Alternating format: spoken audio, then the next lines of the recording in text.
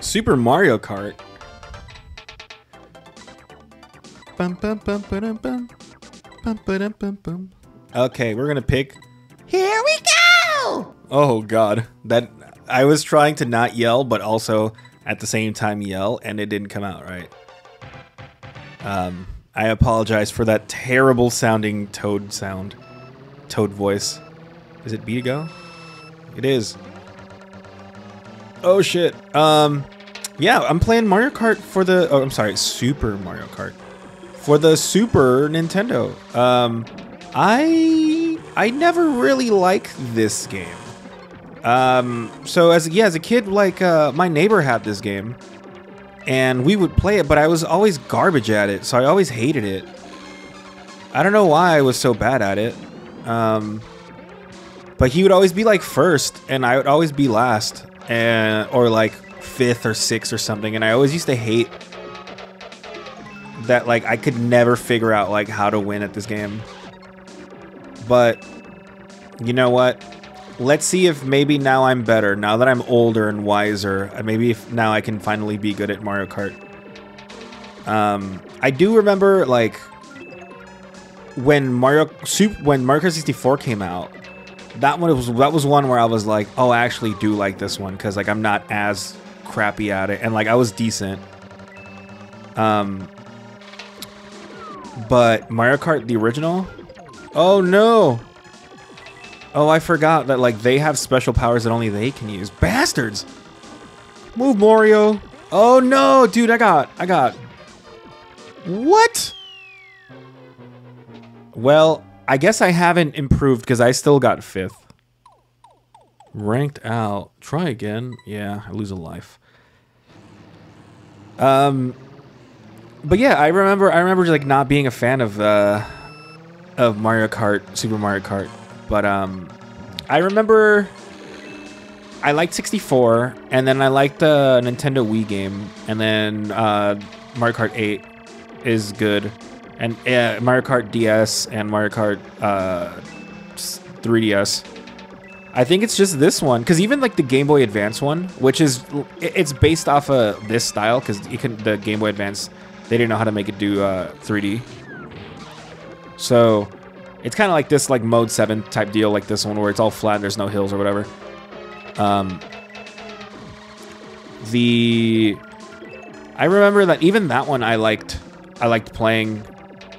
I didn't love it, but it wasn't like a thing where I was like, you know, I was like, oh, it's Mario Kart. It was like, no, it's fine. And there was also like a lot of other games, like there was Konami Crazy Racers on the Game Boy Advance too. I think there might have been another one that I remember playing, like another kart racing type game. So definitely over time I got used to this Mode 7 style of game. And I understand, like, from a historical perspective, like this is the game that changed Nintendo and made them the franchise, made Mario Kart the franchise that it is. But I feel like this was kind of like it was like, oh, that was fun, like cool, whatever. And then when 64 came out, that was when it was like, oh, Mario Kart has arrived. Like that's how it seems to me anyway. Like it feels like this one was like cool and it was like a nice little game, but then 64 was the one where it was like, oh, like Mario Kart is here. It's like one of their big franchises. Like it's here to stay. And obviously, I mean, it was a limitation of the console, because you know, this versus 64, where 64 can have 4 players. You can have hills because it's not just like a flat landscape. It's not just like a map that got tilted so that you can see it in this view. But still, I got credit where credit is due. Like, this was the first of its kind of games like this. Of like the kart racing genre, I don't think exists. Oh, you know what? I just remembered. There was a game. There was a game on the PC called, it was Skunky? Something like that. Skunky Kart. Yeah, it might have been like Skunky Kart or something. Shit. Check this out, boys. Yeah, I think it was like Skunky Kart or something. And you played like as a, was it like a, what what are those things? Like a squirrel, and then there was like an octopus and some other animals. And it was a PC game, but it looked like this. And I remember because I had it on like a disc that had a bunch of demos, and I'm pretty sure I've talked about this elusive disc on the channel before, but it was yeah, it was a disc that had like a bunch of it was like the labeling said like 1,000 games encyclopedia. Really a lot of them were just demos. But you know, when you're that young, you don't care. You're just like, oh my god, look at all these programs that I can install. And I found so many cool things through there. But one of them was Skunky Cart, and it was it only had like 1 or 2 levels, and then after that it would be like, if you want the full game, like send a check or money order to to Steve McRogers at blah blah blah blah blah, and with your return address so that he can send you a floppy disk containing Skunky Cart. There's a lot of games like that. But yeah, I forgot I had complete. Oh my god, dude! You know what? And I do. I think I did talk about. I did talk about. I know I've talked about this stuff on the channel because when I was at Goodwill, one of like up here since moving up here, I found a disc that was like a bunch of. It was the same thing. It wasn't the same exact disc that I had, but it was the same idea. It was like games of like 1,000 games or like computer games and whatever. And I looked at it and I saw some of like the games that I remember, and I was like, oh, sick. So I picked it up. It was like $1 at Goodwill, and I put it on my computer. And then all of the stuff, I think it was like, it's like can't run because they were based off like 16-bit processors or something, or 32, and like my computer's a 64, so like it doesn't understand them and it can't run them. I remember just being sad. And you know what? And I did want to learn. I wanted to see if like there's a way, because I think there's something called like DOSBox, where you can emulate basically an old version of Windows or an old Windows program by basically like it runs in like an emulated space. I should look into that because I definitely remember wanting to play some of those games, and not even because like oh man, they were the best games in the world, like the world needs to see them. Like, no, not even that. Like, a lot of them were probably ass, but I have a lot of nostalgia for those games, and they're not games that were ever ported to like anything else, right? Like, they weren't like, it wasn't like, oh, now they're on the phone, or they got ported to the Super Nintendo or whatever. Like, they were just literally only on that.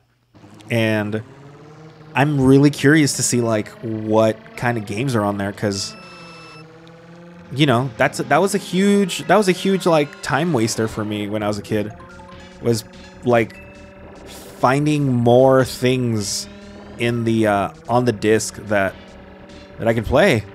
And you know, like I've got a disc and I can't even use it. Oh fuck, you can't hold your items in this game. I was scratching my eye because I had cat hair in it. But yeah, damn, I really need to look into that. I just think it'd be cool, like even if the games are ass, or even if the games that are like on the thing aren't the ones that I remember. Like, I'm sure I'm bound to find some, because there was 1,000 on the last one. Like, this one I think has probably a lot of I don't think it's gonna have 1,000. But the other thing too that might be interesting is that like a lot of these games, because they were like demos or shareware as they called them back in the day, like it'd be like is that like an example, there's a game called Gemstorm that I fucking love. It was a PC puzzle game, kind of like Columns, and I specifically remember which like the songs in it, right? Like the songs in the game, which I later found out were just like MIDI versions of like popular songs, or just like pop songs from around the world.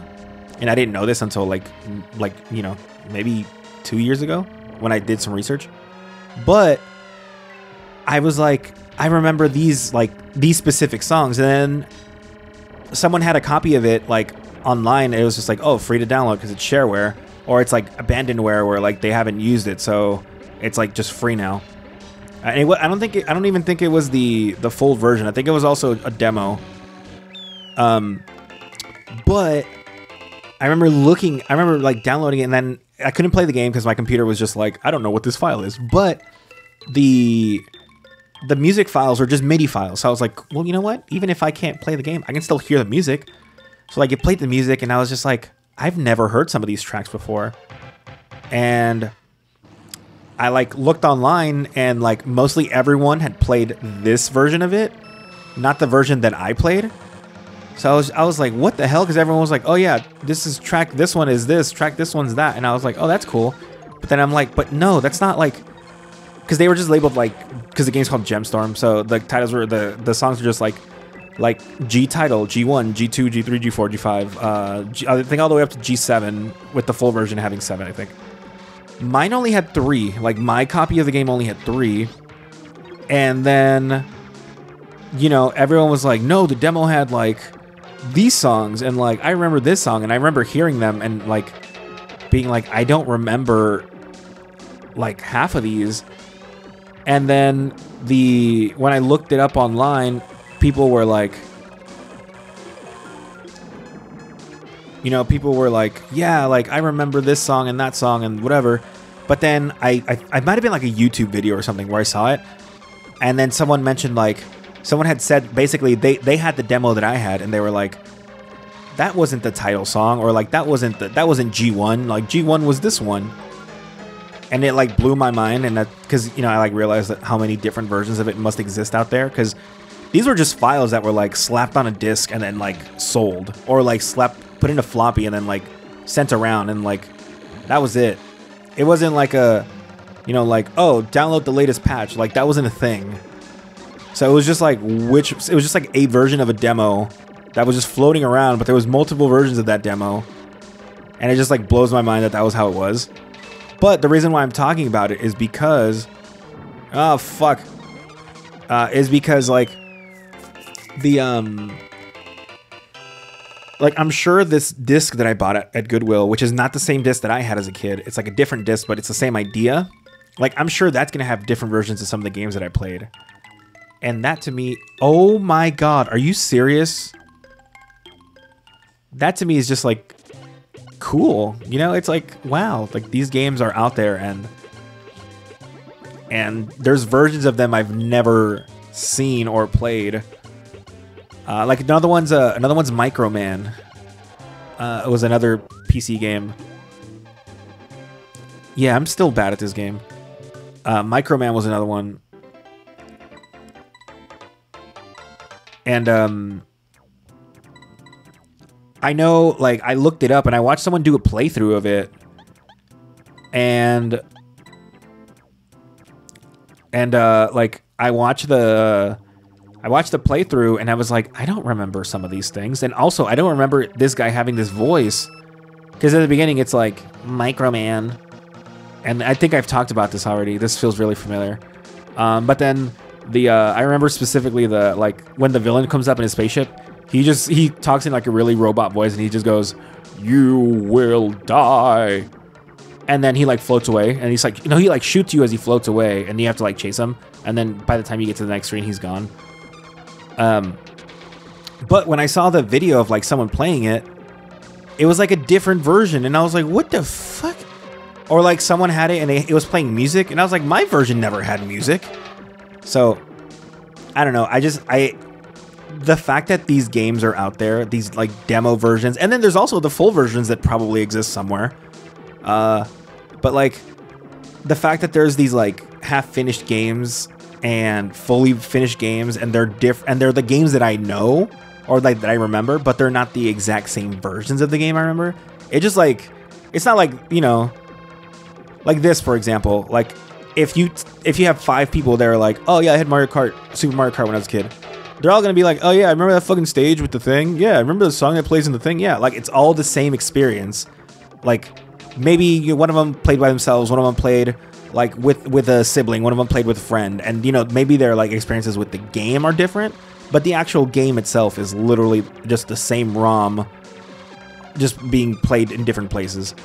These fucking computer games don't have that. They're literally different versions of that. So I know it's probably not like, who gives a fuck, right? It's like, who cares? These are some old ass games. Like, who gives a shit? Like, I get it, but for me, it's just this like thing of like knowing that that's a reality, is that happened, and that these games exist, and that I have some memory. But even if my memory tells me like this is how it was, there's also part of me that could. There's also like maybe the demo that I remember didn't fucking exist. And maybe I just made that shit up in my head, and in reality, it's this thing that I'm playing now. I don't know. It's just interesting that's a possibility. That I may never know for some of these games, like what the actual game that I played was. Does that make sense? All because this fucking skunky cart. I might have to look up skunky cart. But that's it for Mario. What is this shit called? Mario. What is this game fucking called? Mario Kart. It's whatever. I'm not a huge fan. But if you are, then you know, good for you. I'm glad that this is one of your favorite games. But for me, nah, dude. There's so many other Super Nintendo games that hit harder, and there's so many other Mario Kart. This is the weakest Mario Kart game. I mean, it's playable, but whatever. So, 5 out of 10. It exists. You can play it, but don't.